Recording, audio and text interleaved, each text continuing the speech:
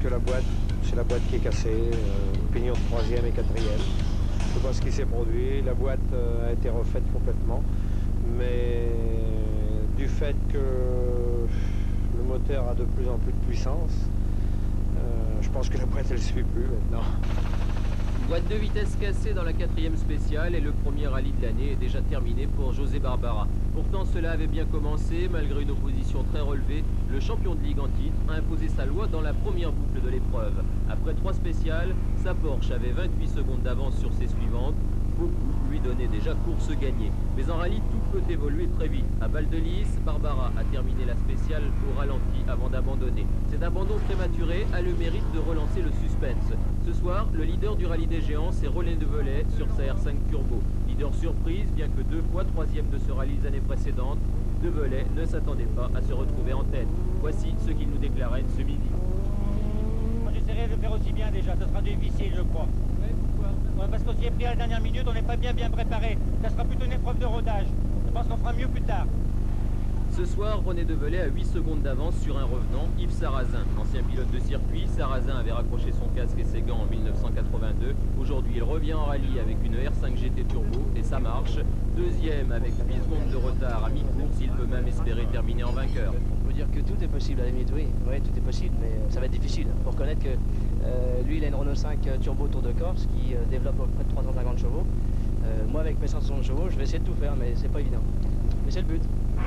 Derrière les deux premiers, les prétendants à la victoire sont nombreux. Le Picard William Macias sur Mercedes et le Parisien Bernard Delesalle sur BMW M3, respectivement 3e et 4e ce soir, n'ont pas dit leur dernier mot. Demain, ils ont 10 spéciales pour reprendre l'avantage avant de rentrer victorieux à Armentières.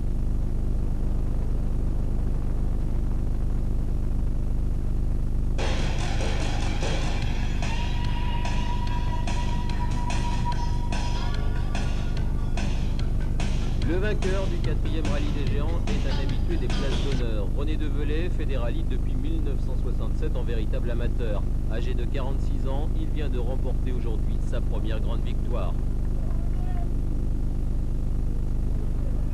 C'est une victoire sentimentale parce que il y a longtemps que je courais après et quelquefois on était bien placé et puis on n'arrivait pas au bout. Et importante, non, je pense que ça ne changera pas grand chose pour moi. Mais sentimentalement, effectivement, ça me fait chaud au cœur. Cette victoire, René Develay la doit à sa régularité. Au terme de l'épreuve, sa R5 Turbo Tour de Corse l'emporte avec 12 petites secondes d'avance. Un écart minime, mais qu'il a réussi à maintenir tout au long de la 2e étape. Ce matin, la principale menace pour René Develay, c'était Yves Sarrazin et sa R5 GT Turbo. Hier, Yves Sarrazin avait causé la surprise, 2e à l'issue de la première étape. Il n'a pas pu conserver sa place aujourd'hui et finit en 5e position. D'abord que ce que j'avais prévu hier se confirme tout à fait, c'est que les spéciales sont très rapides et en plus le temps est sec. Donc c'est la cavalerie qui parle. Hein. Les grosses voitures exploitent au maximum leur puissance et nous du coup on est handicapés avec la petite voiture. Et de plus j'ai eu un problème de boîte de vitesse sur Kenway sur 2. Donc ça m'a fait perdre le contact avec les premiers et je ne peux plus compenser maintenant. Les grosses voitures dont parle Yves Sarrazin, c'est avant tout la Mercedes du Picard William Macias. Auteur de 3 temps scratch sur 10, Macias a été le plus fort aujourd'hui. Jusqu'à la dernière spéciale, on a cru qu'il allait coiffer René Develay pour la victoire finale. Macias se contente de la 2e place, devant la R5 Turbo de Philippe Fleury, qui revient au top niveau après une saison 89 catastrophique, et les BMW M3 du Normand Jean-Michel Lair et du Parisien Bernard Delesalle. Ces 4 hommes ont été, avec René Develay et Yves Sarrazin, les animateurs du rallye. Aujourd'hui, ils ont presque réussi à faire oublier l'abandon prématuré de José Barbara.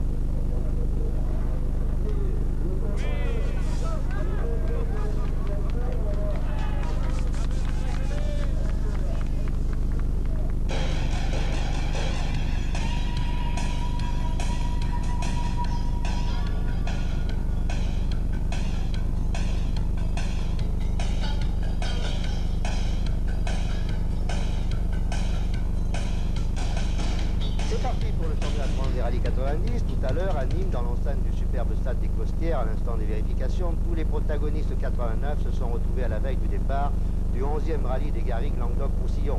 Manifestement, l'organisation a pris une dimension supplémentaire qui la rapproche du niveau mondial, qui est d'ailleurs le but ouvertement visé. Un rallye, c'est une compétition sportive, c'est aussi et surtout une structure énorme. C'est un an de travail, et puis c'est une participation participation de plus de 600 commissaires et officiels bénévoles et que sans eux, il n'y aurait pas de rallye. Un an de travail à raison de combien par jour? Oh, je n'ai pas chiffré, mais beaucoup d'heures et je crois que tous les gens qui travaillent sur le rallye, ils sont bien dessous du SMIC. Dernière question, la sécurité, qui est le cheval de bataille du rallye en général? Alors la sécurité, nous faisons beaucoup d'efforts dans ce sens, notamment au niveau de la sécurité médicale par hélicoptère. Les médecins, on a la collaboration de tous les SAMU de la région et de nombreux postes intermédiaires, une grosse information au niveau du public et les distributions de consignes dans tout le rallye. En fait, ici, on fait tout pour accéder au championnat du monde, déjà inscrit en championnat d'Europe avec le coefficient maximum. Les Garrigues, soutenus par toute une région et des collectivités locales acquises à la cause du rallye, nous proposent un plateau somptueux avec Lancia, BMW, Ford, Toyota, Alfa Romeo, Renault, Peugeot, Citroën. Et côté pilote, ce n'est pas mal non plus, avec Chatriot, Sabi, Drogman, Loubet, Ragnotti, Niers, Ballet, Driano Polo, Tourin, Delcourt et bien d'autres. Cela signifie bagarre et spectacle assurés en groupe A et en groupe N.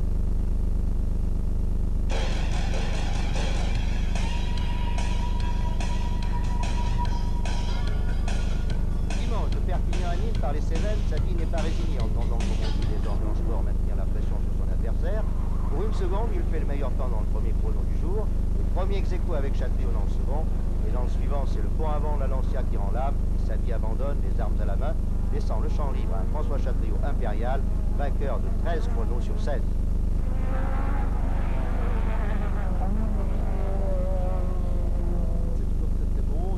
Ça nous a permis en plus de préparer un peu l'avenir avec la Corse qui va être un objectif important en travaillant sur les pneus et ça s'est très bien passé donc je suis content. Chatriot, premier vainqueur de la saison, Sabi au tapis, Droxman termine second, ce qui le met en tête du championnat d'Europe. Et Delcourt monte sur la troisième marche du podium.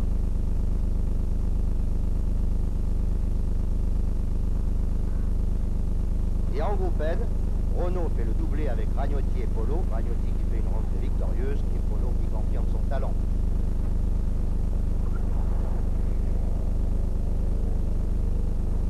Dans le championnat de France, Chatriot mène 1-0 devant Sabi et Jean Ragnotti jubile.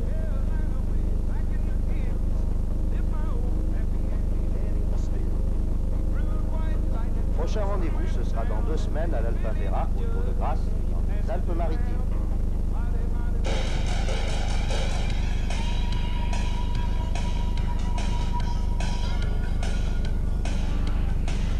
Une soixantaine de concurrents pour près de 160 km d'épreuves chronométrées. Le rallye Jeanne Hachette est la deuxième des 8 manches que comporte le championnat de Ligue Nord-Picardie. 13 spéciales au menu, dont la majorité disputées de nuit. Hier, dès les premières spéciales, Philippe Fleury, au volant d'une R5 Turbo Tour de Corse, prend les choses en main. Sur le sec, les 300 chevaux de sa voiture en font un pilote difficile à suivre. Et il n'y a guère que José Barbara, à bord d'une Porsche 911, pour rester à l'affût.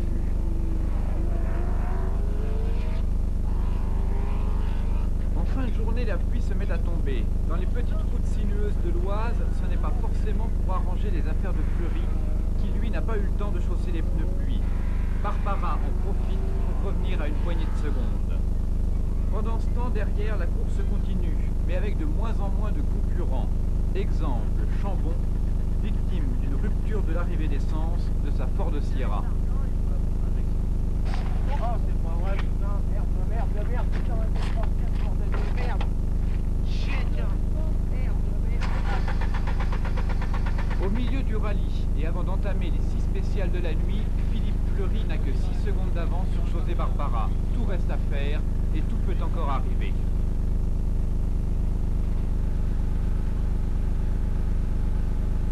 Pour l'instant, on est second à 6 secondes de Philippe Fleury, mais on a des problèmes de boîte de vitesse et d'embrayage.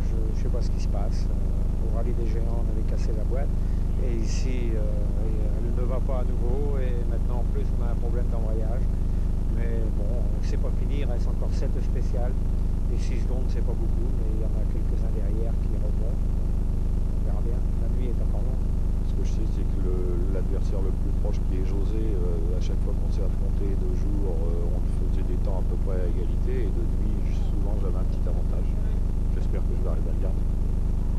Il faut attendre les deux dernières spéciales pour qu'enfin Philippe Fleury prenne le large.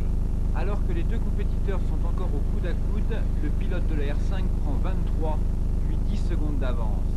C'est course gagnée pour Philippe Fleury, qui a parcouru le rallye à 97 km/h de moyenne.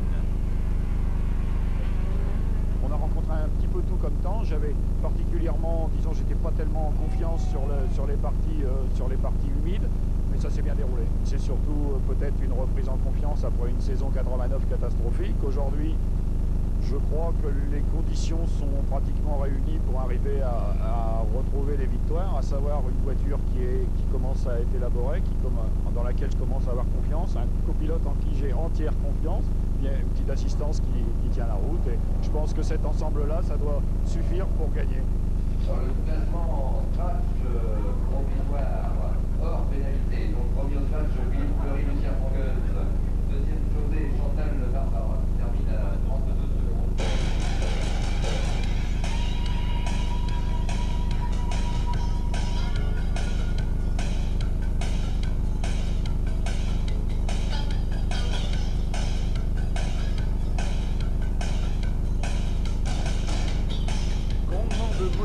Dans l'arrière-pays grassois aujourd'hui pour disputer 8 spéciales de l'Alpin-Bérin, de super conditions météo, à part dans le col de Blaine, et puis surtout d'entrée une super bagarre entre François Chatriot et Bruno Sabi. Mais c'est le Toubib, comme on l'appelle, qui est leader ce soir avec 17 secondes d'avance sur son rival. Pour François Chatriot, comme d'habitude, l'attaque, le punch et la forme.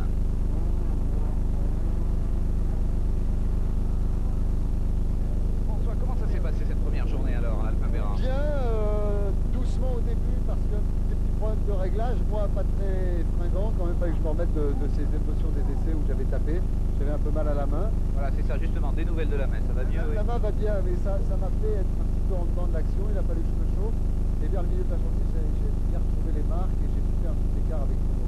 Et jusqu'au milieu de la journée, on était ensemble. Bruno Sabi deuxième donc à 17 secondes, rien n'est joué car le Grenoblois a bien l'intention de prendre sa revanche sur le rallye des Garrigues. Troisième au scratch de l'étape toujours, Pierre-César Baroni à 6 secondes seulement de Bruno Sabi. Baroni qui retrouve visiblement son public dans Saint-Césaire.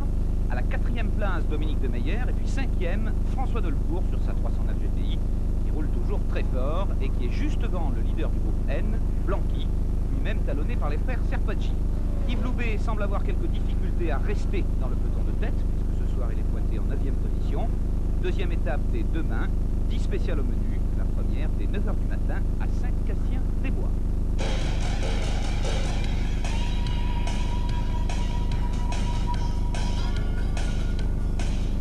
François Chatriot et Michel Perrin sur la pilote nord du podium pour la deuxième année consécutive, et pour 18 petites secondes. C'est l'écart qui les sépare de l'équipage Baroni David, leur dauphin. L'incertitude aura pesé jusqu'à la dernière épreuve spéciale. Bilan de la journée de samedi, 4 scratchs pour Baroni, 3 pour Chatriot, 1 pour Sabi. Malgré son forcing dans les derniers kilomètres, Pierre-César Baroni n'a pu remonter sur le leader. Peu de secondes dans les spéciales nous séparaient avec même Bruno. Un coup c'était lui, un coup c'était François, un coup c'était nous qui faisions les meilleurs temps. Donc aujourd'hui il faut retenir que nous sommes très très proches les uns des autres. L'important c'est de gagner avec une ou deux secondes d'avance, mais à ce moment-là on a un peu plus de pression sur les épaules, on peut faire une faute, ça s'est bien passé. Derrière Chatriot et Baroni, 3e, Bruno Sabi et sa Lancia Delta à 44 secondes du premier. 4e, le Grassois de Meyer, récompensé par une autre Grassoise, Michel Mouton. Vainqueur du groupe N, Jean-Michel Blanqui sur Sierra Cosworth. Classement du championnat de France des pilotes, François Chatriot consolide sa première place après sa victoire au rallye des Garrigues. Ça part toujours assez bien les championnats de France, ça ne se termine pas toujours bien. L'année dernière très très bien, alors on va essayer de faire la même chose, peut-être un peu mieux, si on peut gagner un peu plus de courses, on voudrait bien. Enfin, l'une des attractions de ce 33e Alpin-Béra, c'était la présence pour la première fois en France de 3 équipages soviétiques sur des Lada. Une expérience qui n'a pas trop mal marché puisque Victor Shkolny se place 2e de sa catégorie et 27e au général.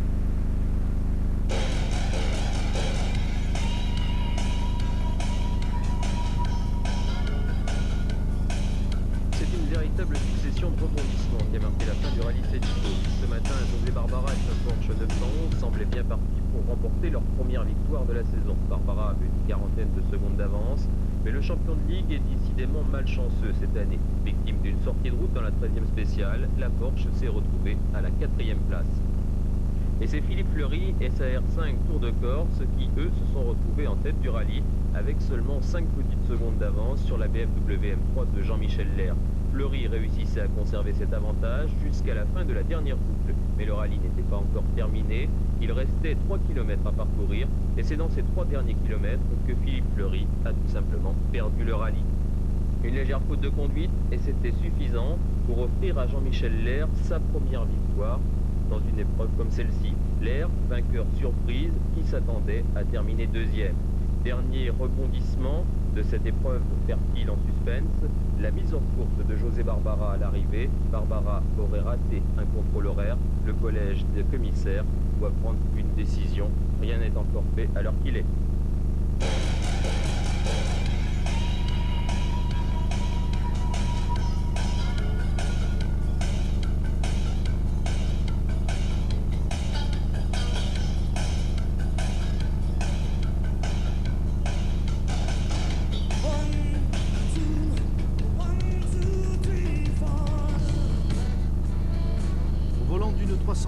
d'usine, François Delcourt fait avec enthousiasme son métier de pilote professionnel.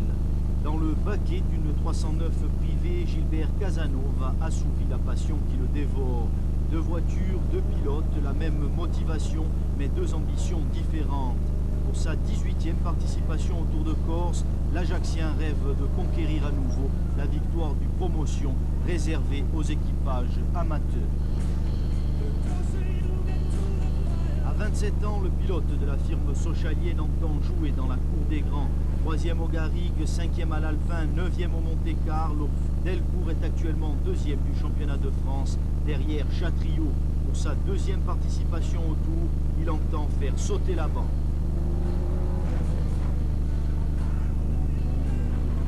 C'est malgré tout un objectif un petit peu prétentieux ou optimiste, peu importe. Je veux chatouiller certaines grosses voitures, pourquoi pas la Ford, pourquoi pas même éventuellement certaines Toyota dans quelques spéciales, surtout si les conditions climatiques sont favorables à la 309. Et moi je souhaite surtout de la pluie, des conditions déplorables, un peu comme j'avais eu l'an dernier au Critérium de Cévennes, où d'ailleurs à ce moment-là on était quand même 2e au scratch.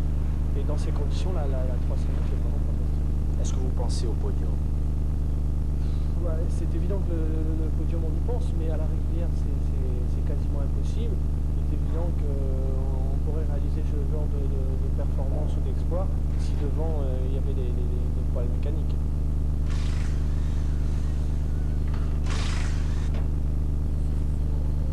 Gilbert Casanova, lorsqu'on a 18 tours de Corse à son actif, est-ce qu'il n'y a pas malgré tout une certaine lassitude qui se fait jour? Non, pas du tout. Je suis très motivé, surtout cette année. Il faut savoir que l'année dernière, je n'ai pas pu participer parce qu'il y avait le printemps, on l'a connu en Corse, les grèves, tout ça.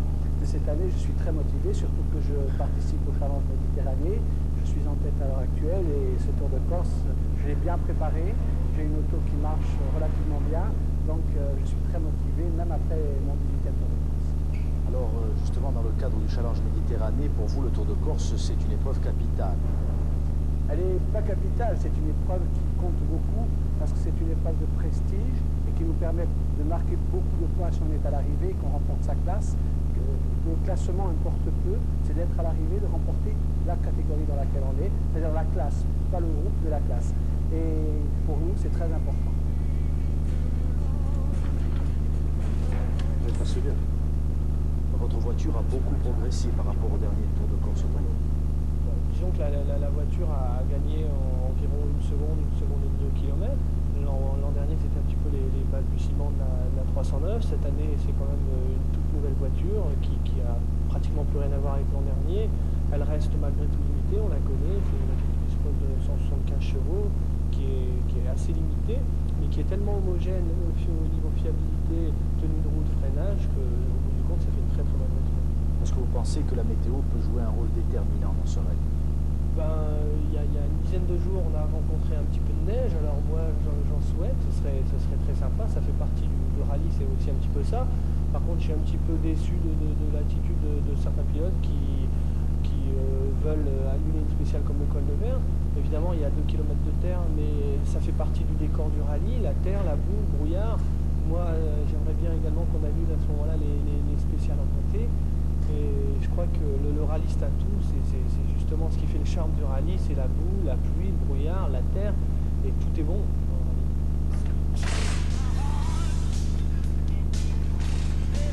Comment avez-vous préparé cette édition du Tour de Corse? Par rapport aux autres années, j'ai beaucoup reconnu. Je suis passé 3 fois dans chaque spéciale. On a corrigé toutes nos notes, ce que je ne faisais pas auparavant. J'ai beaucoup travaillé. Le Tour de Corse 1990 se présente très bien. J'espère qu'on va partir doucement d'abord et puis on va essayer de voir après la première étape ce qu'il a lieu de faire, mais je suis très motivé.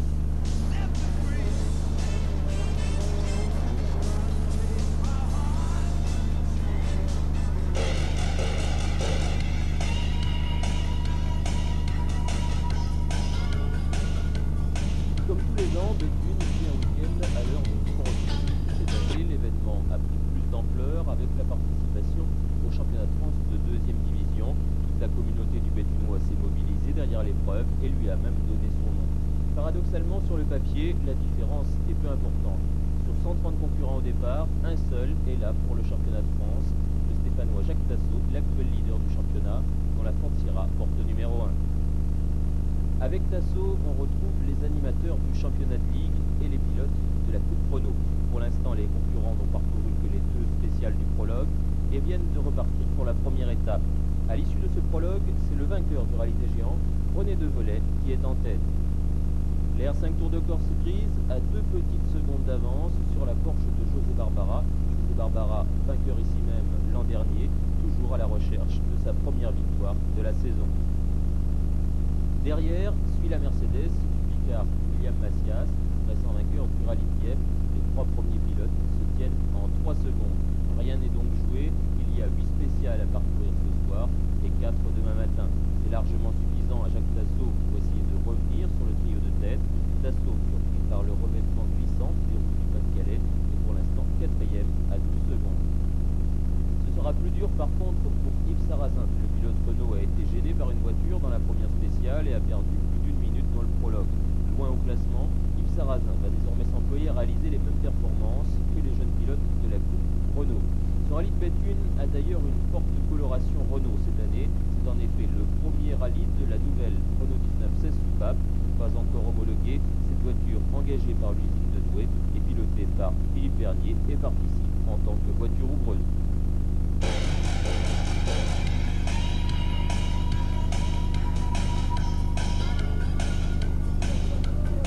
José et Chantal Barbara, vainqueurs d'un rallye, cela faisait 6 mois que cela n'était plus arrivé. Après 5 tentatives infructueuses depuis le début de la saison, les doubles champions de ligue ont renoué avec la victoire ce week-end à Béthune. En tête pendant les 3 quarts de l'épreuve, leur Porsche rouge et jaune avait creusé l'écart dès samedi soir. Mais hier matin, sur les routes de l'Artois, la suprématie a été contestée jusqu'au bout par la Mercedes de William Macias. Le pilote Picard était revenu à 9 secondes avant la dernière spéciale. Mais José Barbara a réagi dans les derniers kilomètres et est rentré victorieux à Béthune. Les 3 premières spéciales d'aujourd'hui, on n'a pas trop attaqué. Macias nous a remonté, mais j'avais encore suffisamment de ressources pour riposter dans la dernière spéciale et on a pulvérisé le temps strat puisqu'on lui a mis 9 secondes mais j'étais confiant. Derrière Barbara, William Macias et sa Mercedes terminent à 16 secondes et remportent le groupe A. Ce tiercé final est complété par la Fantira de l'unique représentant du championnat de France de 2e division, Jacques Tasso, qui après une course prudente samedi est passé à l'attaque dimanche matin pour reprendre la tête du groupe N à la R5 GT Turbo du Normand Serge Jordan. Sur ce tracé très rapide, la R5 a logiquement concédé du terrain à la Fantira. Tasso finit 3e, Jordan 4e, un résultat final qui contente tout le monde. Tasso conforte sa place de leader du championnat de 2e division et Jordan remporte la 4e manche de la Coupe Chrono. Les pilotes de la Coupe ont été les animateurs de ce rallye qui faisait ses débuts en 2e division. Un examen d'entrée réussi accompagné d'un succès public Comme au rallye des Géants et au rallye Cénico, hier après-midi à Béthune, la foule était au rendez-vous.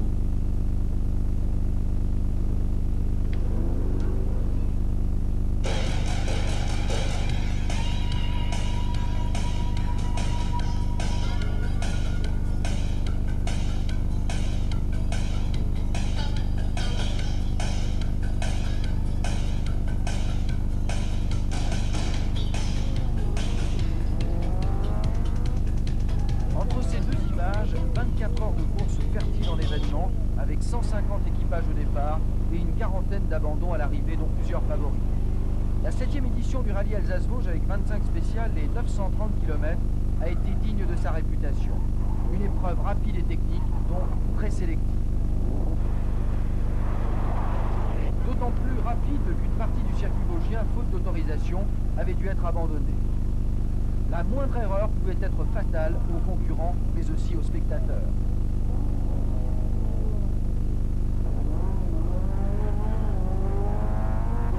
Dans trop de spéciales, le public a fait preuve d'indiscipline et de beaucoup d'inconscience, encouragé, il est vrai, par des forces de l'ordre discrètes et des commissaires débordés. Est-il besoin de rappeler que le moindre accident pourrait compromettre l'avenir de ce rallye? Vendredi, la spéciale d'Abrèche-Villers a été annulée parce que les spectateurs se baladaient sur le tracé. Dommage pour les vrais amateurs. Qu'est-ce qui vous plaît dans la voiture, dans la course automobile? Oh, le plaisir de les voir passer, la vitesse, les sensations. On profite du beau temps, de la nature et de belles voitures qui vont passer. Qu'est-ce qui vous plaît dans la course automobile? La vitesse, j'aime bien tout. Et madame aura droit à tout, de même que les milliers de personnes tout au long du rallye, sauf à une valse hésitation de François Chatriot, actuel leader au championnat de France des rallyes et qui était venu chercher une revanche en Alsace sur César Baroni qui lui avait soufflé la victoire l'an dernier. On attend beaucoup du vainqueur de l'an dernier. Bien, je vais essayer de faire le maximum. Ça va de toute façon dépendre de mes adversaires. Les reconnaissances, comment il est ce rallye selon vous? Il est hyper rapide. Dès la première journée, César Baroni va s'installer en tête du général, talonné par François Chatriot. Mais le Corse réussira à garder la tête à l'issue de la 8e spéciale, celle d'Ilkirch, dans la nuit de vendredi à samedi. Toutefois, avec une toute petite seconde d'avance. Dès le lendemain, au col de la Charbonnière, il reprendra sa course en tête, mais la 11e spéciale des raids de Rebâche lui sera fatale, sortie de route. La BMW de Chatriot et Perrin s'installera en tête du rallye. Elle ne la quittera plus jusqu'à l'arrivée. L'avance des deux nordistes sur Bruno Sabis sera rapidement confortable, mais ils continueront d'attaquer. On n'est jamais à l'abri d'un pépin. La preuve. Bonsoir. Vous avez eu quelques petits ennuis là? Petits soucis d'embrayage, sont des embrayages en carbone très particuliers. Quand ça se met à... Quand l'épaisseur du disque s'amenuise au fur et à mesure, la garde change et quand on arrive à un certain moment, il faut le changer, sinon c'est trop dangereux. L'embrayage ne collait plus que sur les derniers millimètres de la pédale et les mécaniciens viennent de Je comprends qu'il y avait eu une crevaison aussi? Alors crevaison, c'est dans la Charbonnière. J'ai sans doute roulé sur une pointe ou quelque chose parce que j'ai crevé très brutalement. D'un virage à l'autre, j'ai senti la direction lourde. Heureusement, c'est 2 km avant l'arrivée, des lignes droites, j'ai roulé à fond avec la roue crevée. Et dans les virages à droite, j'étais obligé de me méfier, bien sûr, et j'ai perdu que 4 secondes. Ce qui permettra à Bruno Savi, 2e au général, de rester optimiste et de faire des comptes. 29 secondes et 10 spéciales encore, c'est rattrapable? Ça fait 3 secondes par spéciale. Si on lui met 3 secondes par spéciale, on gagne avec 1 seconde, ça suffit. À la 16e spéciale du Haut-Königsbourg, il gagnera 1 seconde sur François Chatriot avec sa Lancia Delta intégrale. À la spéciale suivante, celle des Hauts de Ribeauvillé, il devancera le même Chatriot de 5 secondes. En moyenne, le pari fait à Célestat était bon. La BMW M3 du leader, après ce break, reprendra du poil de la bête à Wetzheim pour à nouveau se laisser grignoter du temps par Bruno Savi. Mais l'avance de Chatriot était suffisante pour ne pas être inquiété. À l'arrivée de la 25e et dernière spéciale du Haut-Königsbourg, la nuit dernière, il avait encore 19 secondes d'avance sur la Lancia. La joie du coéquipier de François Chatriot. Moi je suis ravi de gagner ce rallye. J'ai commencé il y a 10 ou 12 ans à faire des rallyes dans cette région. Ça fait beaucoup plaisir de repasser dans cette spéciale et de gagner le rallye d'Alsace qui est un peu chez moi. Et je félicite l'organisation d'avoir réussi à nous faire un rallye qui tenait vraiment bien la route. Il a bien tenu la route aussi pour un autre nordiste, François Delecourt, avec son navigateur Tilbert qui a pris la 3e place au raid de Rebâche après l'abandon de Baroni. Mais pour ce faire, il aura dû pousser sa 309 GTI à l'extrême pour résister aux assauts du Suisse Philippe Camandona sur Sierra et de l'Alsacien Philippe Thierry également sur Sierra. Le fils du directeur du rallye gagne le groupe N après l'abandon de Guy Devac dans la 10e spéciale de Châtaz et il est 5e au général. Premier Alsacien. Premier Alsacien, ouais. Globalement, ce rallye, comment ça s'est passé? Globalement, ça a été une épreuve très dure pour nous et toute l'équipe parce qu'on a connu un certain nombre de petits soucis. On a su pallier, mais globalement, le résultat est très positif. La victoire est au bout. 4e au classement général, l'équipage suisse Camandona Piera sur Sierra Cosworth qui aura donné du fil à retordre à François Delecourt. Finalement, une excellente 3e place. Oui, c'est vrai qu'au départ de ce critérium d'Alsace, je ne m'imaginais absolument pas entrer 3e, vu le tracé ici. Et j'avoue que ce soir, c'est une très bonne surprise, on est tous très contents.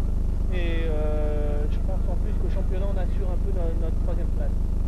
A noter l'excellente 14e place au scratch de Danny Hoffner, qui reprenait la compétition après un très grave accident de voiture l'été dernier. En compagnie de son complice Robert Brégé sur Sierra, il a débuté la journée d'hier à la 21e position. Il a fallu bien la moitié du rallye pour être à nouveau dans le rythme de la course, parce que c'est pas évident. Bon, physiquement, ça n'a pas été trop éprouvant. Pas du tout, non, pas du tout. Et un petit coup de chapeau en image maintenant aux autres vedettes de ce 7e rallye Alsace-Vosges.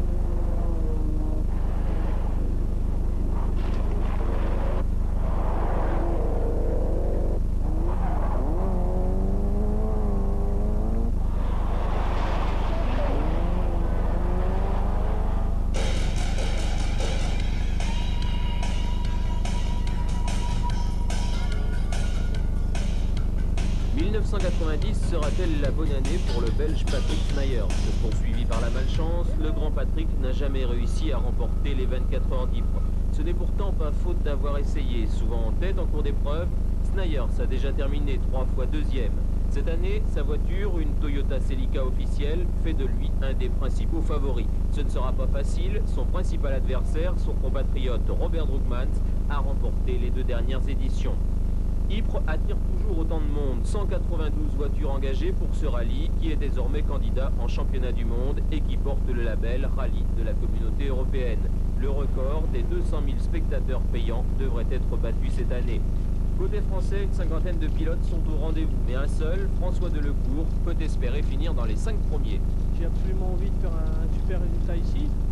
Comme je vous le disais, c'est vraiment le rallye qui est dans mon jardin. En championnat de France, il n'y a actuellement aucune épreuve qui est dans le nord de la France. Et les 24 heures, c'est un petit peu pour moi un palliatif. Et j'avoue que j'ai à cœur de faire un résultat ici. La présence de Delecourt à Ypres n'est pas passée inaperçue. Depuis 10 jours, chaque soir, ses admirateurs sillonnent les routes des Flandres pour le voir s'entraîner. Ils ne repartent jamais déçus, même en reconnaissance, avant le rallye, le spectacle était au rendez-vous.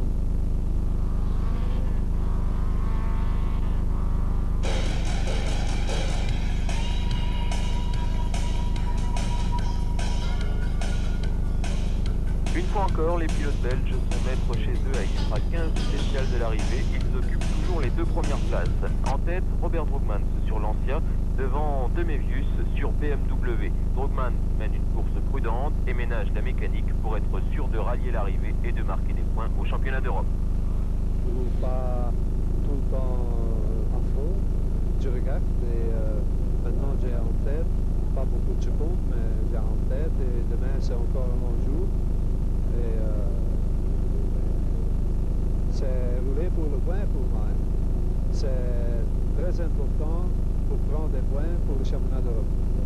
Droogmans a pris la tête du rallye hier soir après l'abandon de Patrick Snijders. Le pilote de la Toyota qui n'a jamais réussi à gagner à Ypres est sorti de la route alors qu'il menait l'épreuve. C'est le grand perdant de cette première étape. Le grand perdant de la deuxième, c'est François Delecourt. Pourtant, hier soir, le nordiste et sa 309 GTI avaient réalisé des exploits en se glissant à la 4e place. Maintenant, ce que j'aimerais, sincèrement, ce serait pouvoir faire une course tranquille. Malheureusement, je crois que derrière, ils sont à 30 secondes et je serais obligé de continuer à attaquer. Mais j'ai pas envie de prendre les risques que j'ai pris aujourd'hui. J'ai envie de réduire un petit peu mon rythme, espérer la pluie et puis continuer comme ça jusqu'à l'arrivée. De toute façon, je crois que ça fera de toute façon une belle place. La pluie était bien au rendez-vous cet après-midi sur les Flandres, mais au désavantage du pilote nordiste. Après avoir perdu du terrain au Mont Kemmel, la 309 GTI a quitté le rallye en faisant un tonneau dans la 21e spéciale du côté de Popringue, sans gravité. Mais les espoirs de voir un pilote nordiste briller à Ypres se sont envolés.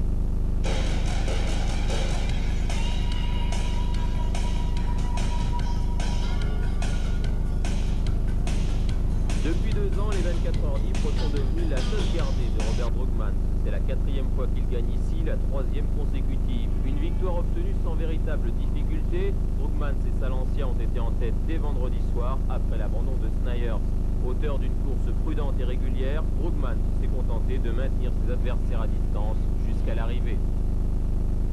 Le 5e spécial, après l'abandon de Patrick Snijers, c'est pour moi contrôler la course et c'est pas facile. C'est tout le temps très dangereux pour sortir de la route et non, c'est pas facile. Cette nouvelle victoire permet au pilote belge de marquer 400 points d'un coup et de prendre la tête du championnat d'Europe. C'était son principal objectif. Drogman a gagné sans dominer, son compagnon d'écurie, l'italien Dario Cerato, a dominé sans gagner. Cerato a perdu toutes ses chances dès la première spéciale à cause d'une crevaison. Relégué à plus de 3 minutes, l'Italien va alors effectuer une remontée impressionnante. Cerato finit 2e à 52 secondes de Drogman après avoir remporté 30 spéciales sur 37. À l'arrivée, l'écurie Joli Club place ses 2 Lancia aux 2 premières places. Notre équipe, c'est premier et deuxième, c'est le maximum qu'on peut faire. En priorité, c'était Robert Drogman qui devait gagner ici. Lui, il fait le championnat d'Europe, mais nous étions libres de faire notre course, pas de problème. Derrière les 2 Lancia, le Belge Grégoire de Mévius amène sa BMW M3 à la 3e place. Longtemps 2e, de Mévius n'a pas pu résister au retour de Cerato. 2 grands absents à l'arrivée de ces 26e 24 heures d'Ypres, Patrick Snijers et François Delecourt. Snijers, victime d'une sortie de route vendredi soir alors qu'il était en tête du rallye. Et Delecourt, auteur d'un début de course fantastique, 4e après la première étape. Le nordiste a dérapé sur une flaque d'eau dans la 20e spéciale. La 309 GTI a fait plusieurs tonneaux, heureusement sans conséquence pour le pilote et le copilote. Mais hier soir, la déception était grande chez les supporters de Delecourt. Venus en masse à Ypres, beaucoup sont repartis sans attendre l'arrivée.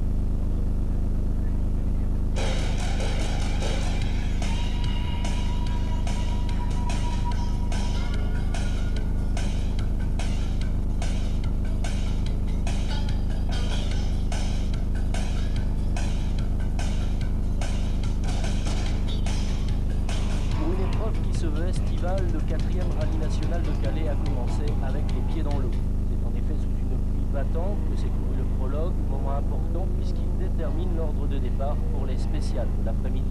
Résultat, Macias s'impose sur Mercedes, devant Hazard sur BMW M3 et Barbara sur Porsche. Et l'après-midi, tout change avec la météo. Peu à peu, la route devient sèche, si bien que les voitures les plus puissantes prennent rapidement le commandement de la course. Malgré sa fougue, Macias ne peut rien face aux 350 chevaux de la Porsche de Barbara, ni aux 300 chevaux de la BMW du Lancéen Hazard.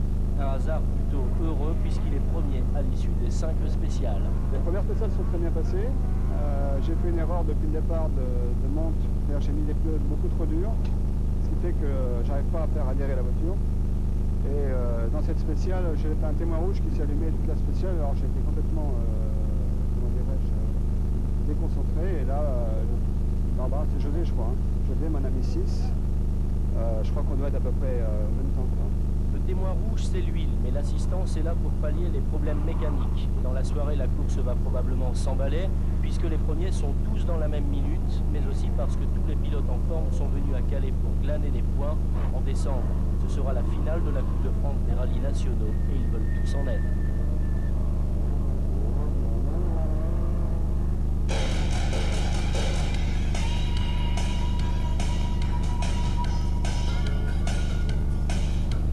Il aura fallu attendre la nuit et les 5 dernières spéciales pour connaître le nom du vainqueur. Après les premières épreuves chronométrées, José Barbara sur Porsche le devance Jean-Hugues Hazard sur BMW M3 que d'une poignée de secondes.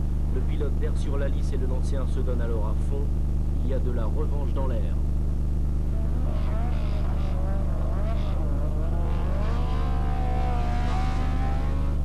Quand j'ai vu José Barbara qui est venu à Metz, je dis bien, je vais aller faire un tour chez lui. Alors, je l'avais battu à Metz, j'ai dit écoute, bon, c'est normal, c'est chez moi, je vais aller chez toi. Mais je dois dire que là, c'était très dur, et c'est un coup de poker. Le coup de poker, c'est Barbara qui verse au fossé dans la 13e spéciale, perdant plus de 10 minutes et par là même tout espoir de victoire. Jusque-là, Barbara et Hazard s'étaient livrés un duel sans merci, reléguant les autres pilotes à plus d'1 minute. Les seuls à tirer leur épingle du jeu étant Macias sur Mercedes et Molon sur Opel Manta.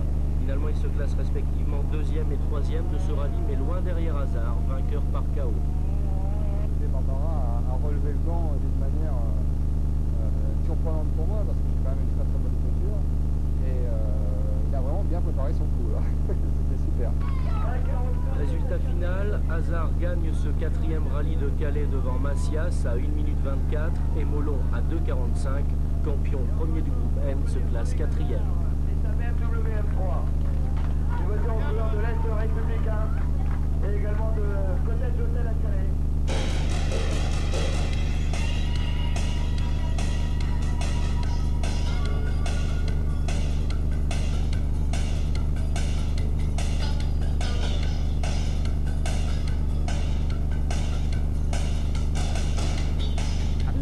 De la fin du championnat de France 90 des rallyes, sur le Port Vauban hier soir, on pensait que tout allait se jouer entre deux hommes, François Chatriot et Bruno Sabi, car ils se battent tous les deux pour le titre suprême.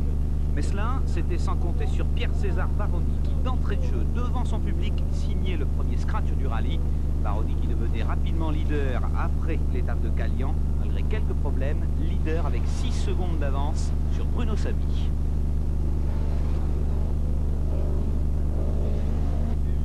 Cette étape de problème d'amortisseur. C'est dommage parce que mon capital ce soir aurait été beaucoup plus important. Chatriot, quant à lui, sur sa BMW M3, était pointé à plus de 2 minutes derrière Sabi. Chatriot, victime d'une panne électrique. Je suis complètement furieux et hors de moi. On a fait une connerie énorme, on a accepté de mettre une caméra dans la voiture et ça a mis le boîtier d'injection électronique en panne. On a perdu 2 minutes.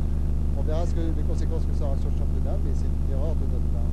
Visiblement vexé par la panne stupide d'hier soir, Chatriot dégourde donc au sol ce matin, tenait à remettre les pendules à l'heure en signant le meilleur temps. Chatriot déchaîné, qui allait d'ailleurs remporter 5 spéciales aujourd'hui. Pendant tout le début de la matinée, Baroni suivait le rythme, mais dès le col de Blaine, repassait à l'attaque en signant le scratch.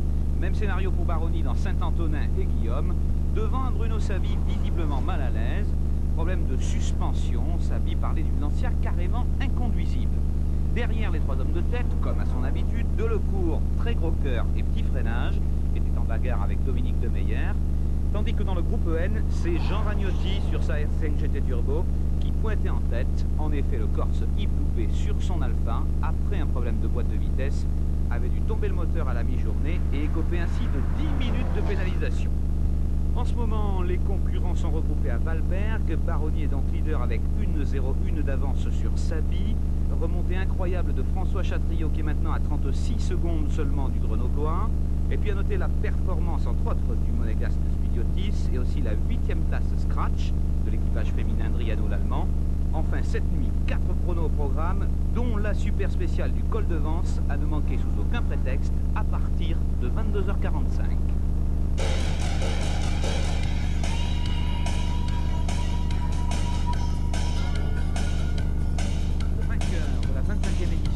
Le voici, Pierre-César Baroni, l'enfant du pays sur sa Sirac Cosworth, qui a mené de tout temps tout le rallye dans une spéciale remportée, à force de volonté décuplée devant son public. Baroni est originaire de Vence, le rallye d'Antibes c'est le sien. Pour la 3e étape aujourd'hui, Baroni a assuré. Ce soir, il est enfin récompensé. Sur le plan nerveux, c'était très difficile parce que Bruno voulait garder sa seconde place et François essayait de le ravir. Donc il allait très vite et il me forçait à aller plus vite que j'aurais voulu le faire, quoi. Ce qui était difficile, c'est que la voiture elle est dans un état très fatigué à cette arrivée. Il va falloir complètement la réviser.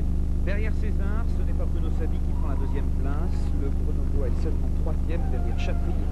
Sabi a en effet eu des problèmes hier soir avec les gendarmes de Palberg qui lui ont dressé un PV pour pneus lisses et excès de vitesse. Mais Sabi était pourtant reparti le couteau entre les dents. 7 scratchs sur 10 aujourd'hui. Sabi longtemps deuxième et puis dans le col de l'Albe, tous les espoirs s'envolent. Crevaison, on a pris une pierre au début de la spéciale là et donc, on a roulé comme ça. Est-ce que vous avez pu totaliser le temps que vous avez perdu? Oh, bah, on a perdu 10 minutes parce que j'ai pu doublé comme on était à Bagarre à l'avion. Est-ce que ça veut dire que c'est mauvais pour le championnat vraiment ça? Là ouais, je crois qu'on a pas eu le championnat ici aujourd'hui. Sabi out, c'est Chatriot qui en profite. Le chat, comme on l'appelle, avait sorti ses griffes, deuxième au général et le championnat de France n'est plus très loin. 4e place pour François Dolcourt, des temps canon comme d'habitude, ce sera certainement très chaud aussi l'année prochaine chez Ford. 5e au scratch et premier du groupe N, Jean Ragnotti sur sa R5 GT Turbo, tandis que Spiliotis prend la 6e place, 7e l'équipage féminin Triano l'Allemand, 8e Polo, 9e Doelen, 10e Yves Loupé. Prochain rendez-vous du championnat en novembre avec Cévennes.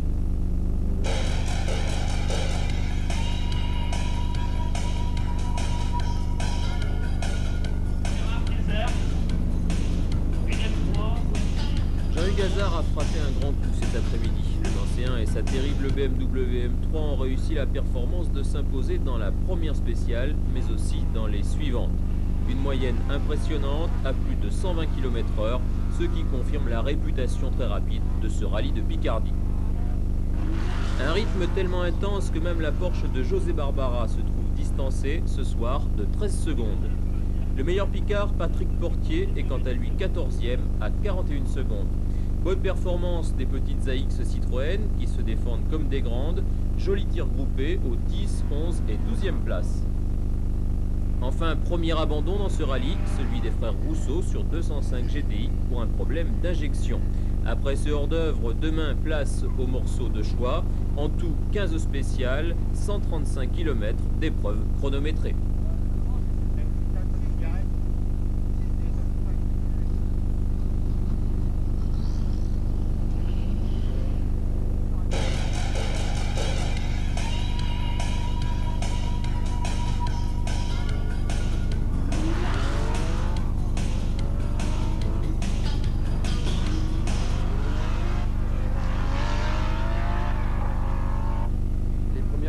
Allait libérer la cavalerie et première évidence, il allait falloir compter sur la très belle BMW M3 de Jean-Hugues Gazard.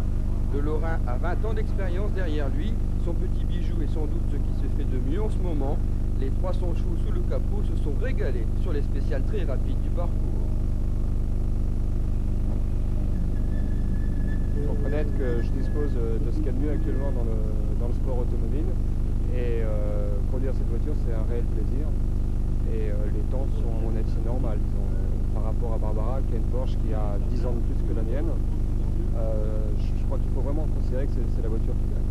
Quels sont les adversaires qui vous ont le plus gêné durant ce rallye? J'ai calqué ma course sur Barbara, mais la voiture est vraiment supérieure. Il y a autant de difficultés pour ceux qui gagnent la coupe AX ou qui courent avec une R5. Avoir une BMW 300 chevaux et une boîte 6 comme ça, c'est vraiment exceptionnel, c'est extraordinaire. Derrière Hazard, tout le monde essayait de suivre, mais le Nancéen, qui a déjà remporté 5 rallyes cette année, opérait une domination sans partage et s'adjugeait 13 des 16 spéciales. Au rang des satisfactions, la bonne rentrée après une très longue absence de Philippe Vernier, vainqueur du Picardie en 87. La petite bombe que voici s'appelle Renault 19, elle dispose de 16 soupapes et devrait faire parler d'elle très prochainement.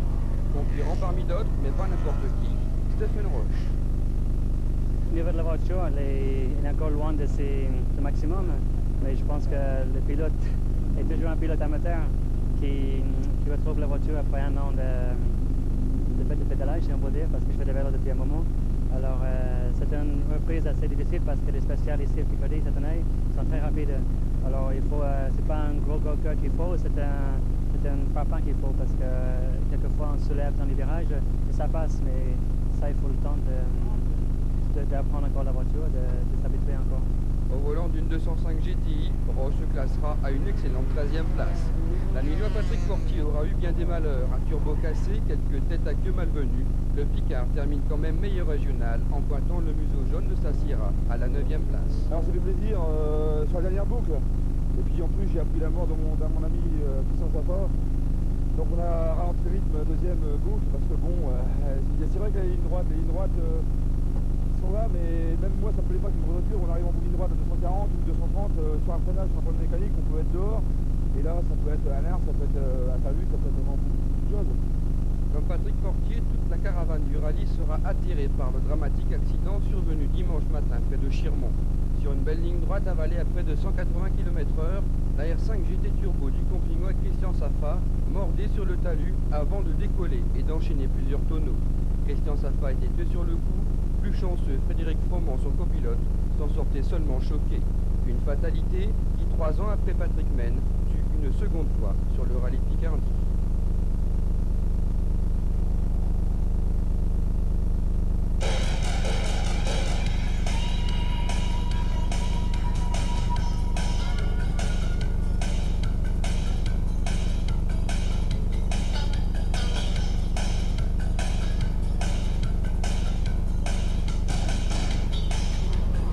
Après 5 épreuves chronométrées, il en reste 2 à courir ce soir et 6 autres demain.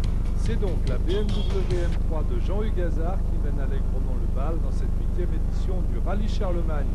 A noter que le Lorrain s'est adjugé toutes les manches. Actuellement en 2e position à 32 secondes de Hazard, William Macias également sur BMW M3. Le 3e de toutes les couleurs, vous le reconnaissez, c'est José Barbara avec sa Porsche 911 SC et son style qui ne s'imite pas. 6e dans la première spéciale, le voilà maintenant revenu à 5 secondes de Macias. Une bonne surprise avec la 4e position de la Sierra Cosworth de Jean-Marie Jacquemin.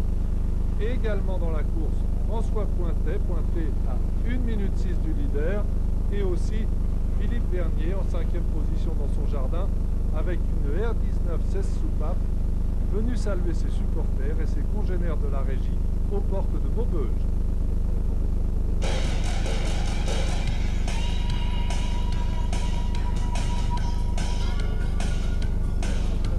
Philippe Vernier se souviendra de son week-end. Malchanceux que lui, c'est bien difficile. 4e après la première journée, ce matin il écope de 30 secondes de pénalité. Sa R19 16 soupapes refusant de partir, il dut se faire pousser. Peu après le départ de la 10e spéciale à Reinsard, sa boîte de vitesse le trahit, c'est l'abandon. Plus heureux, le Picard William Massas sur BMW M3 avec un copilote de luxe, Gilles Guillon. Il ne concédera que 28 secondes au terme de la première journée. Aujourd'hui, afin de consolider sa seconde place, William Massas signe le meilleur temps dans la 10e spéciale à Reinsard. 2e au général, le Picard ce soir est très satisfait de sa nouvelle voiture. Par rapport à la Mercedes, c'est une excellente voiture, une seule la différence, les 50 chevaux. Et ce qui change énormément, c'est la boîte 6 vitesses. La boîte 6 vitesses est une boîte assez spéciale, et donc un certain temps d'adaptation. Bon, enfin, je suis quand même assez content dans l'ensemble pour une voiture qui on n'a pas eu trop de problèmes, quelques petits soucis d'embrayage, petits trucs quoi. Le vainqueur du 8e Charlemagne, c'est le Lorrain Jean-Hugues Hazard sur BMW M3. Hier, meilleur temps dans toutes les spéciales, sauf la dernière à Ferrières-la-Petite où il dut concéder 23 secondes. Ce matin, attaque dès les premiers kilomètres, Hazard remet les choses à leur place en signant les meilleurs temps. Vainqueur ce soir avec 1 minute 26 d'avance, Jean-Luc Hazard reviendra certainement l'année prochaine quand il est content. Je tiens à souligner que c'est vraiment un très beau rallye. Très beau rallye. On a eu un revers exécrable, la pluie, la tempête, la grêle, les plateaux, maintenant c'est la pluie, c'est innommable, la route comme les peut-être. C'est vraiment, je suis content d'être venu, parce qu'en prévision de la finale de la Coupe de France à Macron, s'il y a un temps similaire, c'est une bonne expérience pour moi. 3e, Jean-Marie Jacquemin sur Sierra Cosworth. 4e, José Barbara sur sa Porsche 911.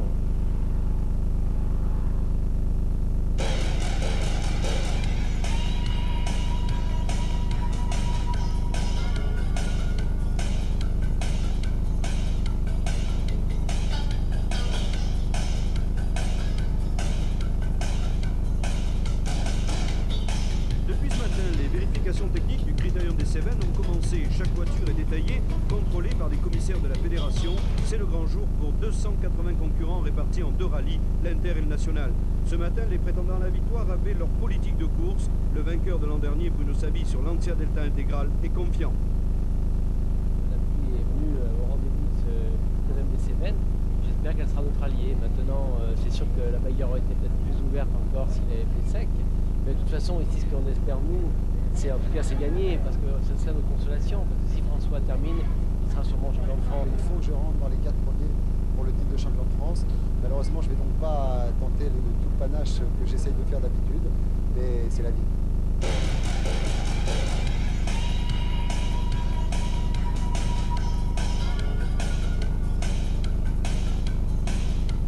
Le Critérium des Cévennes a été endeuillé hier soir, peu après le départ de l'épreuve numéro 9, Val-Rock. Bruno Bastide, pilote d'une Ford Sierra Cosworth, et son copilote, Patrick Bérard, ont fait une chute de plus de 15 mètres. Patrick Bérard, grièvement blessé, devait décéder. 2 autres personnes ont succombé dans un accident de la route. Ils faisaient partie d'une équipe d'assistance. L'organisation et la presse ne pourra jamais assez recommander la prudence durant ce genre d'épreuve, et l'épingle durée en est un bon exemple. Pendant ce temps, la course continuait. Bruno Sabi, confiant, maîtrisait la tête du classement. Quant à la 2e place, elle se jouait entre François Chatriot et François Delcourt. Hélas pour ce dernier, une pénalisation de 1 minute lui a coûté la 2e place du podium. Le groupe N, mené par Philippe Bugalski et Jean Ragnotti, animait les spéciales de cette dernière journée. Dans l'épreuve de classement de Saint-André-de-Valborgne, Philippe Bugalski prenait 22 secondes à Jean Ragnotti. Pour cette journée de dimanche, le temps était devenu doux, sans pluie, mais les spéciales restaient suffisamment dangereuses. L'équipage Renault a joué de courtoisie entre elles et Philippe Bugalski s'est laissé pénaliser afin que Jean Ragnotti gagne le groupe N et soit champion de France dans cette catégorie. Bruno Sabi enregistre une 2e victoire au Critérium des Cévennes après celle de 89.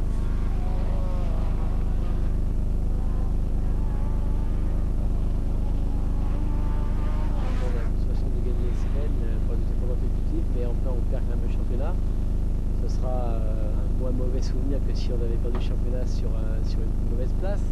Mais bon, ça donne quand même des regrets parce que je sais qu'on avait le potentiel pour gagner. Bon, ça a été des concours de circonstances qui nous ont empêché de gagner ce championnat.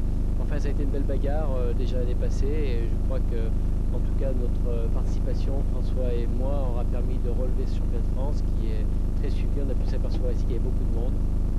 Jean Ragnotti, heureux de l'esprit qui règne dans le team Renault, a accepté pour notre chaîne d'interviewer François Chatriot, lui aussi champion de France, un rallye avant la fin de la saison. 3 de 1, interview Chatriot premier. Parce que je pense qu'il y en aura qu'une. Alors, content de ce titre de champion de France? Rudement content. Rudement content. Non, parce que c'est une course difficile et quand tu as la pression, disons je veux absolument être à l'arrivée, ben, c'est pas très rigolo de conduire comme ça. Tu connais, hein? Bah, je dirais la même chose parce que je partais 2 minutes après lui, j'ai eu les mêmes problèmes.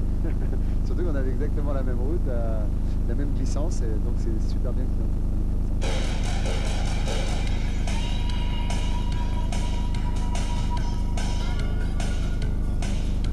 Cette année, le rallye du Var est revenu à Toulon sur les plages du Morillon. On aurait pu croire pour cette dernière épreuve du championnat de France à la défection des principaux acteurs, Chatriot et Sabi, puisque le titre était déjà attribué à François Chatriot. Mais tout le monde est venu et pour l'honneur de la victoire. Je mets un point d'honneur à participer au rallye du Var et surtout à essayer de le gagner, en tout cas de bien me défendre. Même chose pour Bruno Sabi, qui aimerait amener sa Lancia intégrale à la victoire dans un rallye qu'il n'a jamais gagné.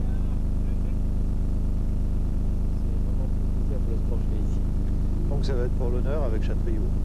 Je crois que ce sera encore une belle bagarre. Ça a été un peu comme ça toute la saison. Ce sera, j'espère, le résumé d'une saison. C'était un coup lui, un coup moi. Il est champion de peu, mais il est champion quand même. Mais je crois que ça a été une bagarre très très ouverte et j'espère qu'elle durera encore ici une fois de plus.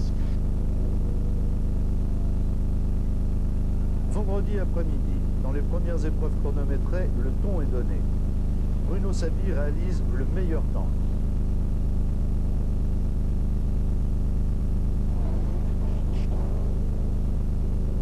Surprise, il est ex-aequo avec Bernard Béguin qui, sur sa Ford Sierra Cosworth, joue aussi pour la victoire. Chatriot, sur la BMW M3, est pointé à 9 secondes.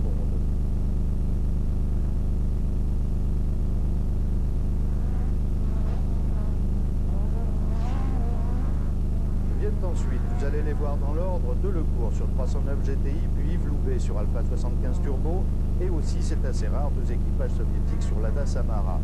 Dans la deuxième spéciale, François Chatriot signe le meilleur temps devant Bernard Béguin et Bruno Sabi. Les écarts sont minimes, 3 secondes pour Béguin et 6 pour Sabi, mais c'est un Bernard Béguin radieux qui se retrouve en tête avant les épreuves chronométrées de la nuit. D'apprendre beaucoup de choses sur la voiture, parce que ça va être notre cheval de bataille pour gagner le championnat de France l'année prochaine. Donc on sait déjà maintenant qu'on a une très bonne voiture pour ça, et bien sûr en passant on va essayer tout à fait de gagner le rallye du Var. La première spéciale de la nuit amène les voitures à Val-d'Ingard. La route est pleine de pièges et la joie de Bernard Béguin sera de courte durée.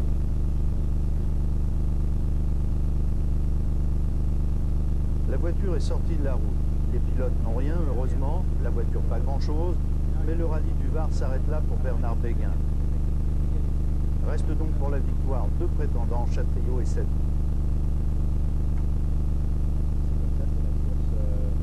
Il y avait beaucoup de terre dans cette spéciale et j'ai pris trop large, j'ai mal entendu dans les notes et j'ai pris trop large sur un virage où il y avait beaucoup de terre et j'ai pas pu ramener la voiture.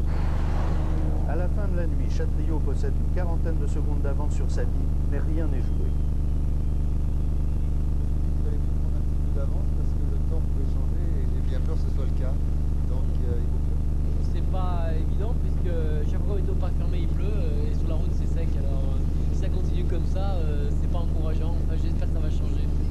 Pour nous c'était super, on a attaqué vraiment bien souvent au maximum avec tout ce qu'on pouvait donner. Bon, on a eu quelques petits problèmes de frein mais à part ça tout s'est bien passé. Samedi matin, soleil mais route mouillée pour le Faron. Il y a là des milliers de spectateurs enthousiastes. François Chatriot est le premier à partir, mais la route humide n'est pas un atout pour sa BMW 2 roues motrices.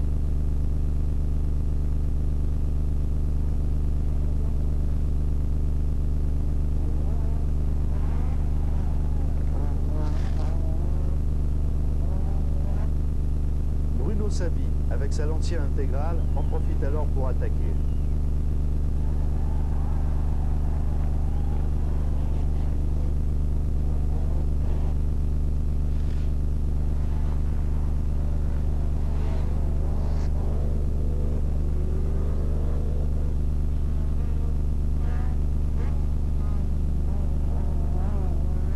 Et à la mi-journée, à l'arrivée à Sainte-Maxime, François Chatriot ne compte plus qu'une seconde d'avance sur Sabi.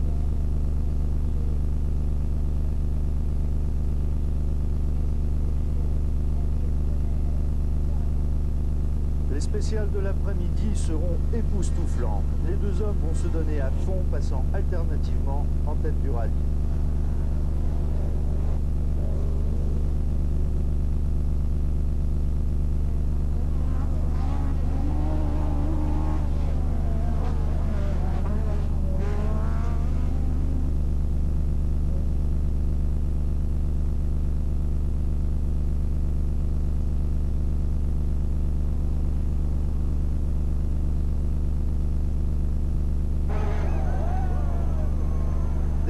Delecourt sur sa 309 et De Meyer sur BMW font eux aussi des prouesses, tout comme les régionaux. Loubet à la lutte avec Pugalski dans le groupe M, l'Avignonnais Ballet qui a réussi le deuxième scratch dans la montée du Faron devant Chatriot.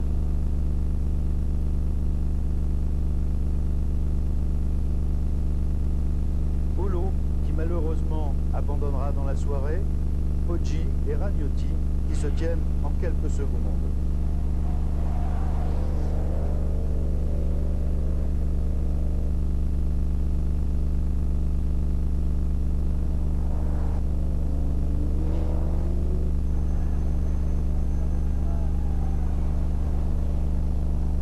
Et à la fin de la journée, premier Sabi, deuxième Chatriot à 6 secondes seulement.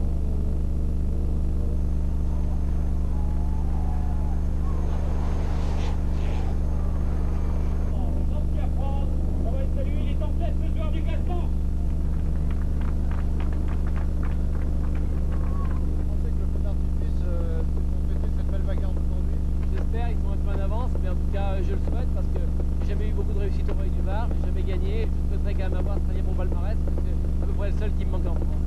Si je cherchais un mot en rentrant pour qualifier ma conduite, je dirais qu'elle est assez baroque, parce que j'ai tendance à faire beaucoup d'arabesques sur la route. Alors le public se régale, c'est vrai qu'il aime ça.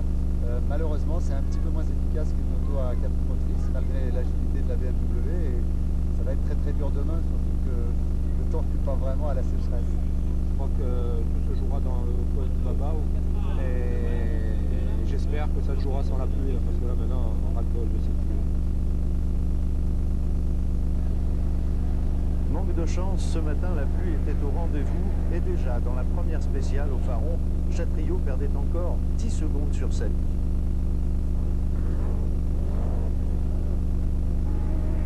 Et pour le groupe N, Bugalski réalisait un meilleur chrono que Yves Loubet. Décidément, la lutte aura été chaude, mais humide jusqu'au bout.